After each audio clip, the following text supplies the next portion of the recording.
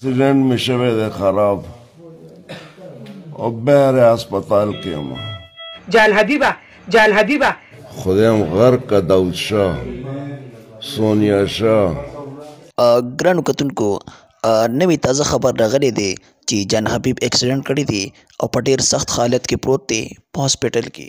جان حبیب دا بیان ورکړی دی چې زما تاریخ و د داود شاه سره او په هغې کې زما اکسیډنټ وشو.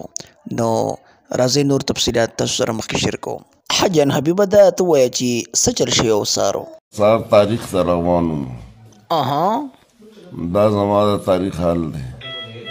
ای پښتنو ستاسو دپاره ستاسو د عزت دپاره نن دا دی زما دا حال شو. ګوره جان حبیبه غم مه کوه، موږ ټول ستا سره ولاړ یو. الله دې تعالی شفا درکړي او الله دې تعالی روغ صحت درکړي.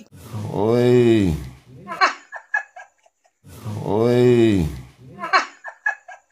خدایم غر کا داود شاه سونیا شاه وزیر حسین الله هم تباه و برباد کړه. نه جان حبیبه ځان ته دعا وکړه په دغه ټایم کې. ګوره جان حبیبه تا اکسیډنټ کړی دی، الله دې روغ کا، خو خیر یې نه دی ښه. ځان ته دعا وکړه چې الله درله شفا درکړي. او پاتې شوه د سونیا شاه داود شاه والي شاه.